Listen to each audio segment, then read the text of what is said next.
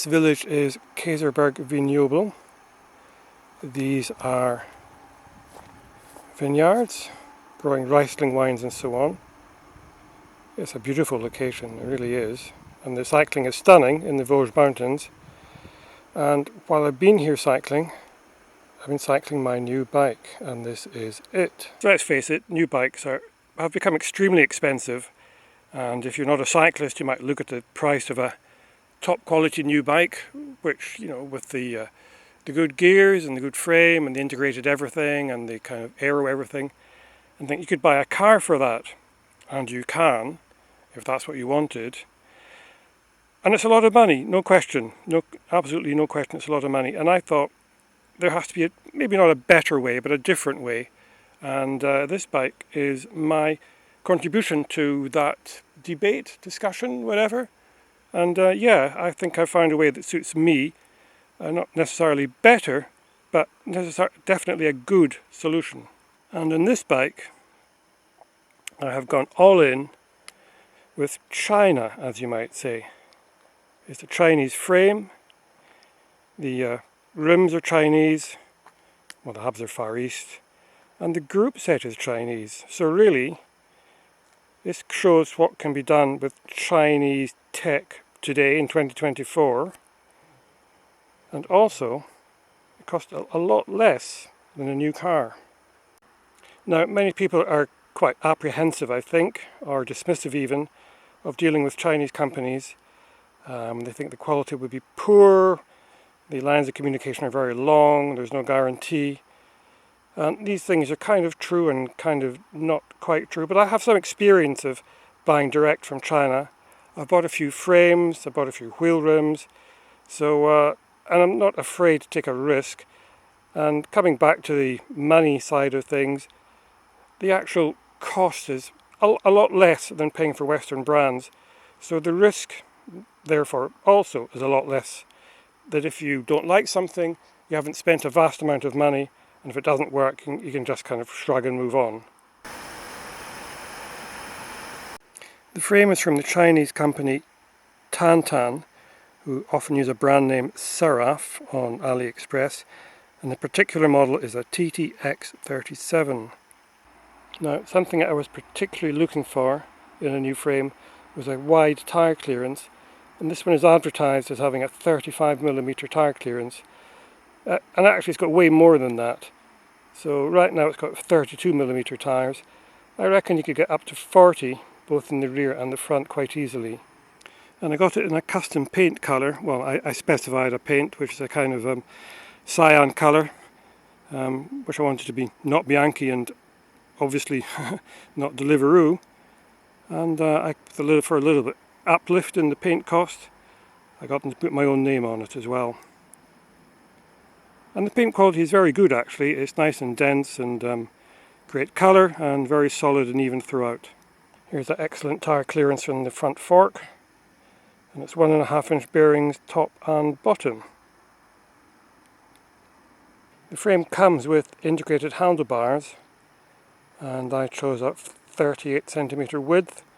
I was a bit worried I might find that kind of narrow, but in fact I'm getting on with it very well. And the stem is a quite short 90mm. I didn't want to be as stretched out as I have been in some other bikes, and I'm getting on with this pretty well. And it's fully integrated cable routing. There are these kind of spacers inside, so I've gone for about 30mm of uplift, and the kind of 2 hose cables and well, actually there only are 2 hose cables go down the front. One thing I hadn't expected was it's got a non-round seat post. It's sort of slightly squared off. I mean, that has become a very common feature among modern bikes, so no surprise for a Chinese maker to do that as well. It does mean that the seat post is kind of proprietary for this frame, which is not a feature I like, I have to say. It's a very strange design. I mean, it actually, with some care, works fairly well. It's got little C-section pieces which are clamped by a single bolt and grasp onto the saddle rails, and these aluminium C-section pieces have got a serrated bottom part which kind of grips onto the carbon seat post in a way I'm not too happy about. I have some difficulty with, and I think this is kind of a weak spot of the design that requires a dedicated seat post. But I guess lots and lots of other bikes are doing the same these days, and I kind of mourn the passing of kind of multi-use 27.2 round seat post that you could plonk into any bike. But generally the frame ticks all the modern boxes. Thru-axle fitment for the wheels, quite fat down tube, press fit bottom bracket PF386, and drop seat staves. And I weighed my medium size frame in at 1060 grams with some of the fitments on it. So not super light, but not heavy either. When I think back to the steel frames I used to ride, which would come in at like 2 kilos, it's a world of difference. The wheel rims are from another Chinese company called Nextie, and I've had rims from them before and really liked them actually. Liked them a lot, so I thought I'd go with them again. And they do nice designs, quite kind of progressive and modern. And for this build, I went with one of their wavy rims. Now that's a feature which has cropped up on some high-end wheels in recent years. I didn't choose it because I think it has any aero benefits or anything like that. I just like the look of it. So they're kind of pretty wide, they're rather light at 380 grams per rim. They've got a wide internal width, and they're built up really very straightforwardly. I really like building wheels with modern carbon rims. It's much less hassle than the kind of flexible alloy rims of yore. The front hub is from Bitex, and the spokes are Sapim D-Light. Rear hub is from Novatec, and I've used Novatec hubs a fair bit and found them quite reliable, quite light and quite easy to use. And the brake rotors are from TRP Centrelock.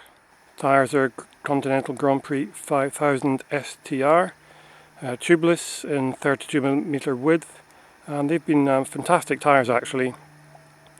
Feel very fast and very grippy, and I like them a lot. And the valves are from Lezyne, complete with a nice little valve cap which can be used as a little key to get the valve core out if one ever needed to do that.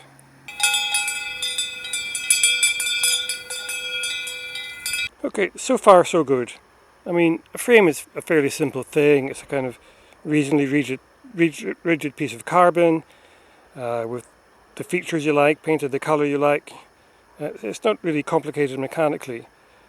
Where I kind of felt like I'd become a bit more radical was in the choice of Groupset. Now, I've been a long time user of Campagnolo, but they've sort of abandoned the middle and lower markets in any meaningful sense. And never been that keen on Shimano or SRAM. So I thought, since I'm going, why not go all in Chinese? So I have gone for an Ltwoo ERX 12-speed semi-wireless Groupset.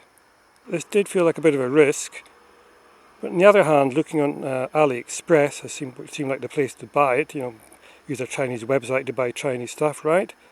It was pretty cheap, and like the derailleurs, the control levers, and the battery came to me for £375 UK delivered, which, you know, is in one way some money, but in another way much less than the name brand manufacturers.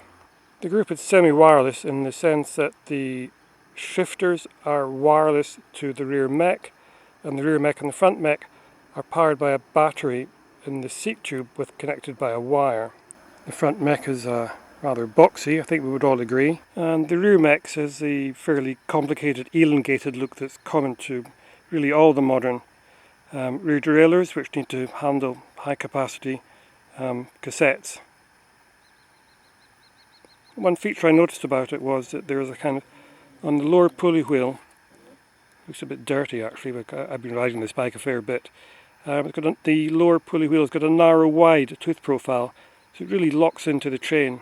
The cranks and the chain rings are another AliExpress unit, recommended to me by a friend, designed in the SRAM fashion with dub connection between chain rings and crank arms. So the cranks are 170, the chain rings are 50-34. Got to say, the front shifting has been pretty damn good with this setup, so I've been very impressed with it.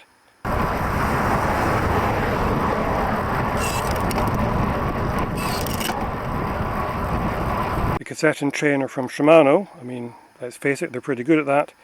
And it's a 1134 cassette and one of the 12-speed chains. They work very well. The brake caliper is a hydraulic disc. I've gone for 140 rear and 160 at the front. The supplied disc pads are these kind of big kind of heat dissipating curled fins. I've seen them described as breakfast roll style. The brake pads work pretty well. I'm happy with them. One slightly clunky feature are these adapters going between the fork leg and the brake caliper to adapt the hydraulic unit to the fork leg. I've been told it's been done this way to avoid patent issues with Shimano. One thing I don't love, it seems to me like there's a lot of lever travel before the brake pad bites, more than I would like. Really I should try re-bleeding the brakes to see if I can fix that. But I can live with it, and when they do bite, they're very good. I've been coming down some decent mountain passes around here, and they've been well up to the job.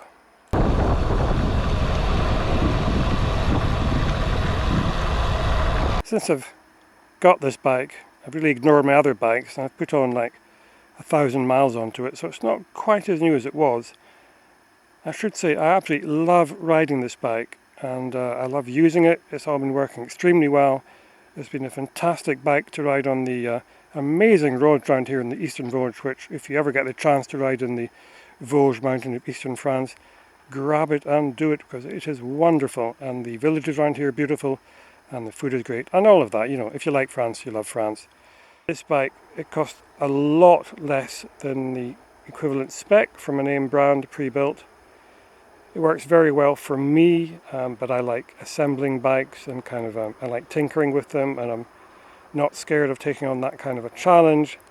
And when I buy direct from China, it doesn't actually cost that much, and it's actually relatively affordable. So, you know, if you have the urge and you think you're up to it, then go for it.